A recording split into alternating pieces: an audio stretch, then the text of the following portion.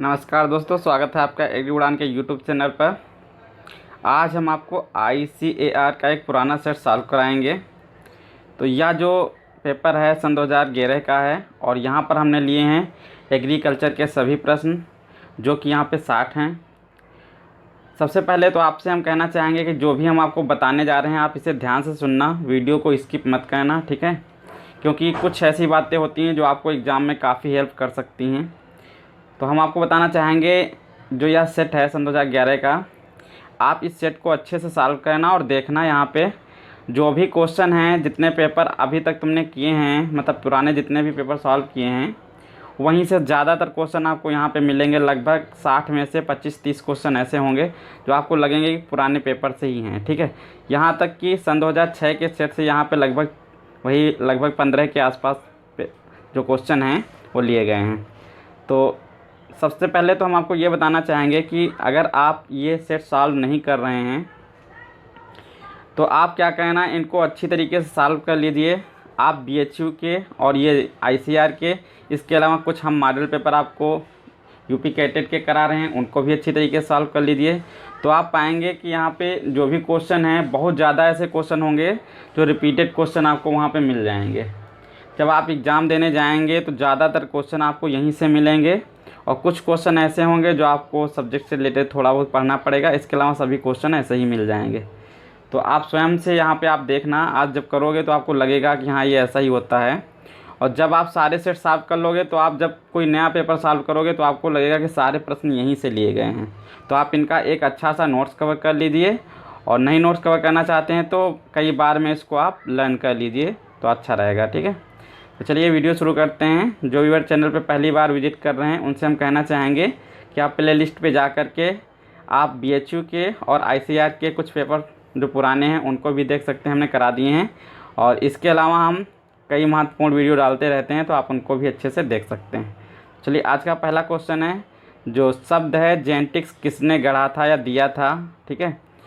तो जो जेनेटिक्स शब्द है इसको W बेटसन ने दिया था, ठीक है? यहाँ पे B आंसर करेक्ट हो जाएगा। अगला क्वेश्चन है, दो प्रजातियों के F1 संकर में दोहरी गुणसूत्र संख्या से प्राप्त पौधा कहलाता है।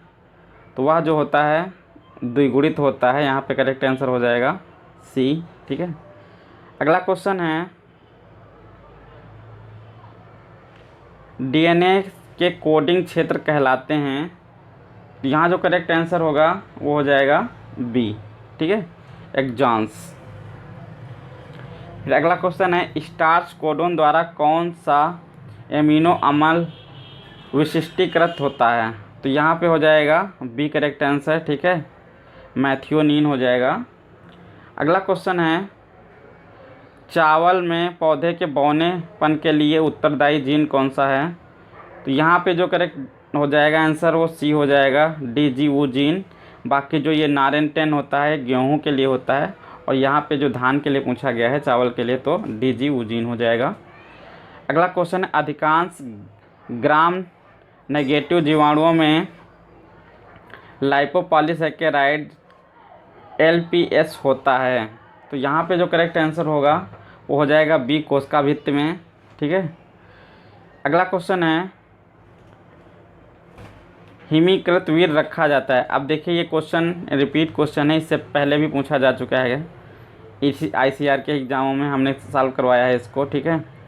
तो ये जो हिमीकृत वीर रखा जाता है वो द्रव नाइट्रोजन में रखा जाता है। तो यहाँ करेक्ट आंसर हो जाएगा पहला, ठीक है? अगला है, pH मान का परास क्या होता है? जो pH स्केल होती है उस पर 0 से लेकर के 14 तक चिन्ह बने होते हैं। B करेक्ट आंसर हो जाएगा। फिर अगला है, मनुष्य में त्वचा की एलर्जी के लिए उत्तरदायी खरपतवार है। तो यहाँ पे हो जाएगा पार्थेनियम स्टेरोफोरस, पहला करेक्ट आंसर हो जाएगा, जिसको गाजर घास, ठीक है, या फिर कांग्रेस घास के नाम से जाना जाता है। ये जो गाजर घास या कांग्रेस घास होती है, इसको अगर हम छूते हैं तो हमें एलर्जी हो जाती है, या फिर इसको अस्थमा रोग भी हो जाता है, ठीक है? तो आप इसको ध्यान रखेंगे। फिर एक, केले का प्रवर्धन किसके द्वारा होता है? तो केले में जो प्रवर्धन होता है वो राइजोम्स द्वारा होता है, या तलवार शक्कर जो वाटर शक्कर्स होते हैं इनके द्वारा होता है। तो यहाँ पे जो करेक्ट आंसर हो जाएगा B हो जाएगा। अगला क्वेश्चन है, निम्न में से किस सब्जी का उद्गम स्थल भारत है। अब देखिए सेम क्वेश्चन पूछा जा चुका है, सेम ऐसे ही, तो यहाँ पे करेक्ट आंसर हो जाएगा सी। ठीक है, तो बस आपसे हमारा यही कहना है कि जितने भी बच्चे आईसीआर या बीएचयू या यूपी कैटेट या किसी अन्य कृषि की एग्ज़ाम की तैयारी कर रहे हैं, तो लोग प्लीज़ इन सभी पेपर्स को अच्छे से आप कर लीजिए, और हो सके तो एक इनका अच्छा सा नोट्स बना लीजिए। ज़्यादा क्वेश्चन नहीं है, बहुत कुछ हमें पढ़ना पड़ता है, लेकिन अगर आप इनको कई बार में कर लेंगे तो हमें नहीं लगता इससे ज़्यादा आपको कुछ पढ़ने की ज़रूरत है। अगर आपका एग्ज़ाम जो भी होगा, मान लीजिए 50 क्वेश्चन आते हैं या 60 क्वेश्चन आते हैं, जिस तरीके से वहाँ पे क्वेश्चन आते हैं उसमें से ज़्यादातर क्वेश्चन आपको इन्हीं क्वेश्चनों से मिल जाएंगे। चाहे तो आप करके देख लेना, जब एग्ज़ाम देख के आना तो बताना हमें, ठीक है। और कुछ क्या कहना है, इसके साथ साथ ये तो करना ही है, ये भी करते रहना है कि जैसे किसी टॉपिक से बार बार क्वेश्चन पूछे जा रहे हैं तो उस टॉपिक पे जा कर के कई सारे जितने भी क्वेश्चन वहाँ से उठने लायक क्वेश्चन होते हैं, पूछे जाने लायक, उनको आप अच्छे से कवर कर लेंगे, फिर तो आपका कोई क्वेश्चन वहाँ पे नहीं रुकेगा। ठीक है, फिर अब भारत में निम्न में से किसका सकल उत्पादन सर्वाधिक है, तो यहाँ जो करेक्ट आंसर हो जाएगा, ठीक है, तो वो हो जाएगा धान पहला। फिर है सरसों का आक्रमण करने वाले माहों का नियंत्रण किसके छिड़काव से होता है, तो यहाँ पर डाइमेथोएट होता है, करेक्ट आंसर सी हो जाएगा।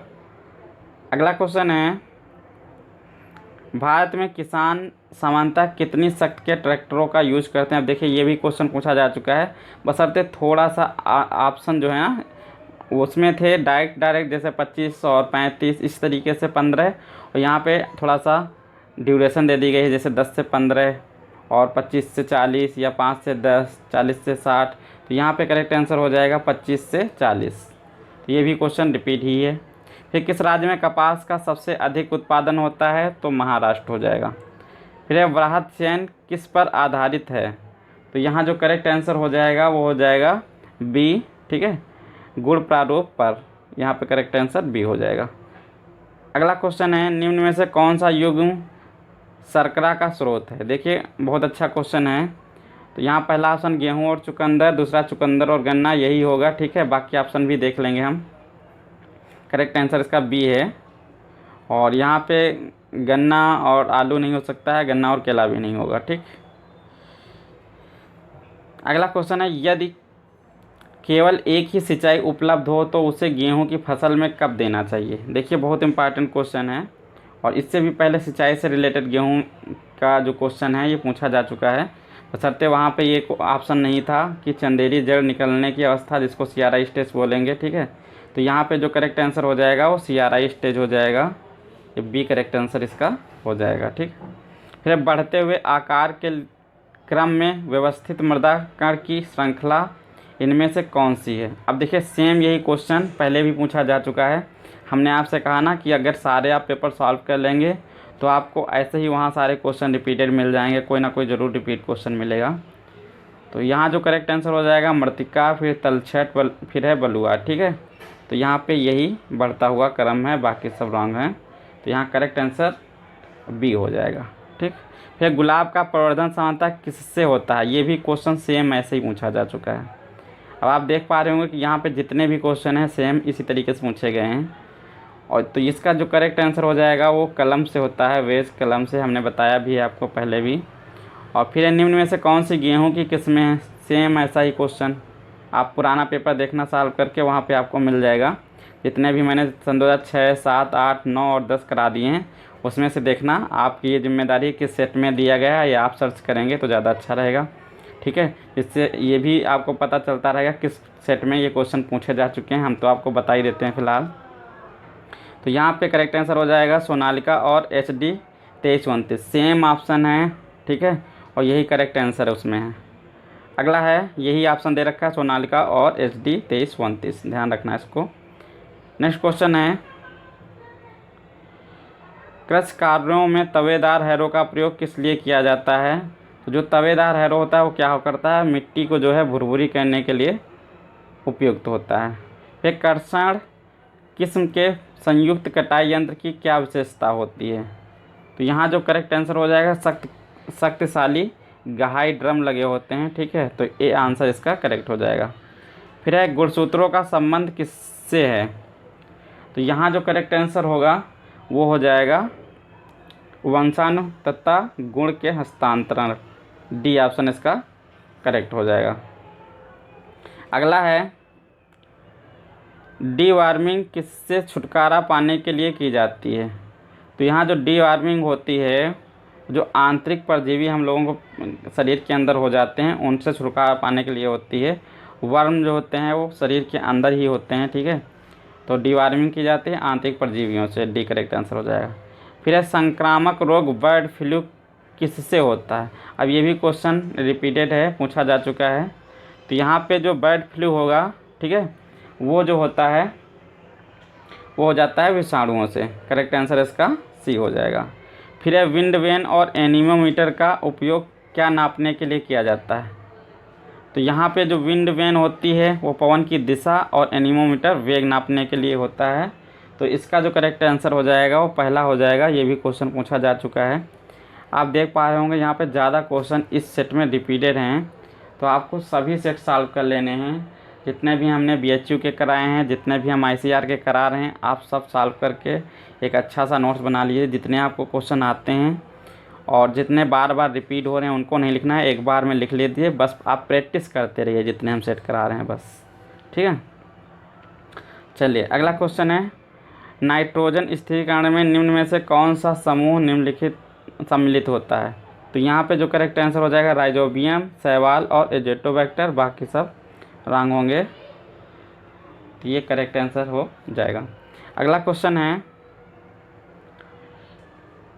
निम्न में से किससे खाद्य पदार्थों का संरक्षण किया जाता है। ये भी क्वेश्चन पिछले पेपर्स में करा दिए हैं हम। तो ये हो जाएगा सोडियम बेंजोएट। फिर पत्तियों पर छिड़काव के लिए निम्न में से किसका उपयोग होता है। तो यहाँ पे हो जाएगा करेक्ट आंसर यूरिया का। यूरिया का हम लोग छिड़काव पत्तियों पर करते हैं। फिर ट्रिटिकेल, अब देखिए हर बार ये क्वेश्चन पूछा जाता है। ट्रिटिकेल नामक मानव निर्मित अनाज किसके संकरण से तैयार किया जाता है। तो ये हो जाएगा गेहूँ, गुड़े, राई, ठीक है। यहाँ करेक्ट आंसर पहला हो जाएगा। देखिए सारे क्वेश्चन ज़्यादातर यहाँ पे रिपीट हैं, तो आप मेरी बात मान लेना। जितने भी सेट हैं प्लीज़ उनको आप अच्छे से सॉल्व कर लीजिए। ये आपके लिए ही हैं जो कि आपका रिज़ल्ट अच्छा बनाएंगे, ठीक है।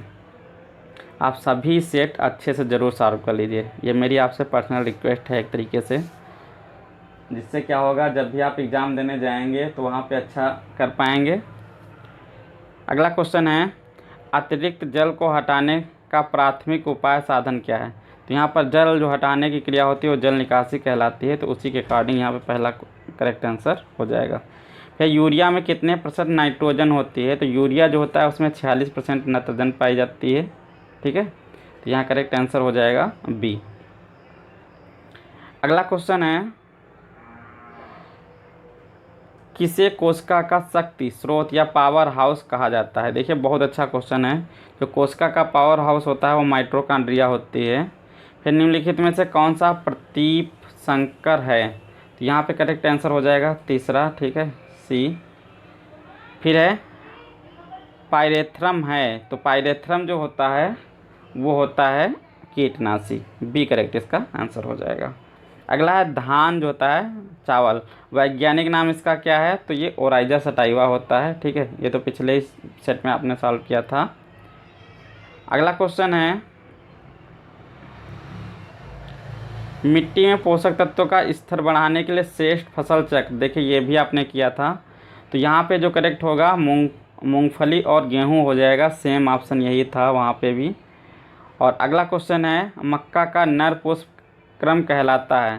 तो यहाँ पे जो करेक्ट आंसर हो जाएगा वो वल्लर होता है, जिसको हम टेसल कहते हैं। आपने ये क्वेश्चन भी किया है। अगला है कोलेस्ट्रम है।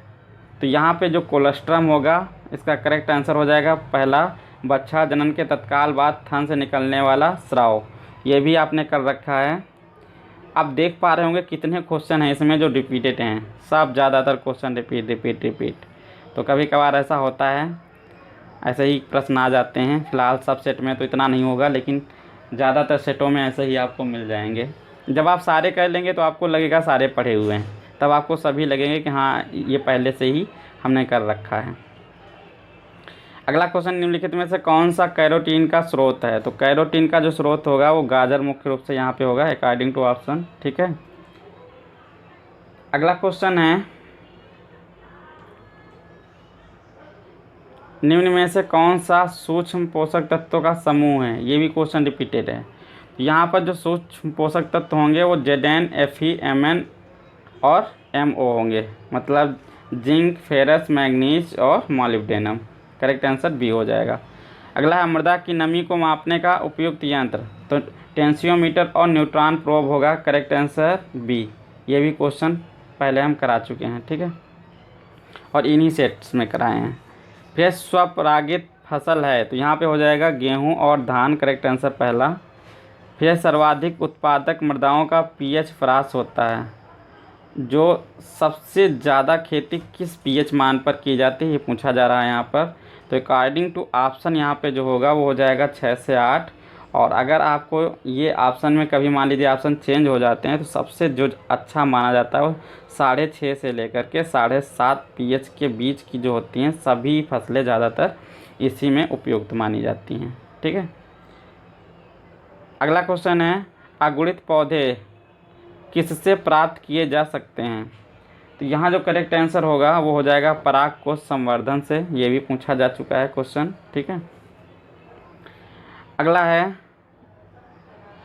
संकर बीज उत्पादन में किस बंधता का उपयोग होता है? देखिए बहुत इंपॉर्टेंट क्वेश्चन है, ठीक है। तो यहाँ जो करेक्ट आंसर हो जाएगा वो हो जाएगा ए, नए बंधता का, ठीक है, ये इसका करेक्ट आंसर हो जाएगा। फिर है नाभिक बीज होता है, तो यहाँ पर होगा 100% शुद्ध। कैसा होता है? 100% शुद्ध। अगला क्वेश्चन है डीएनए से एमआरएनए का उत्पादन कहलाता है। इससे पहले हमने जो कराया था वो एमआरएनए से डीएनए का उत्पादन था, अब यहाँ पे है डीएनए से एमआरएनए। तो जो डीएनए से एमआरएनए होता है वो ट्रांसक्रिप्शन कहलाता है, ठीक है। करेक्ट आंसर यहाँ पे हो जाएगा डी। अगला क्वेश्चन है रानीखेत रोग सामान्यतः किसमें होता है? तो ये भी क्वेश्चन आप कर चुके हैं, वो होता है कुक्कुटों में, ठीक है। करेक्ट आंसर इसका डी हो जाएगा। फिर है गौ पशुओं में दुग्ध ज्वर किस कारण होता है? तो कैल्शियम व ऊतक तरल के स्तर में कमी, ठीक है। तो यहाँ करेक्ट आंसर हो जाएगा डी, सॉरी ए, ठीक है। करेक्ट आंसर इसका हो जाएगा ए। अगला है